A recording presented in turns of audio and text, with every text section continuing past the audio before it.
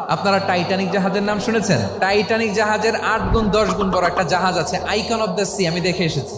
Royal Caribbean দেখে এসেছি। সাগরের সামনে জেটিতে যখন দাঁড়ালাম, জাহাজটা যখন যায়, আমার মনে হচ্ছে একটা শহর, পুরো একটা শহর মনে হয় পানির উপর দিয়ে ভেসে যাচ্ছে। পড়েন সুবহানাল্লাহ। এই যে আইকন অফ দ্য সি, এই জাহাজটা, এটার ভেতরে স্টেডিয়াম আছে, সুইমিং পুল আছে, রেস্টুরেন্ট আছে, 3000 4000 রুম বিশিষ্ট, কক্ষ বিশিষ্ট হোটেল আছে।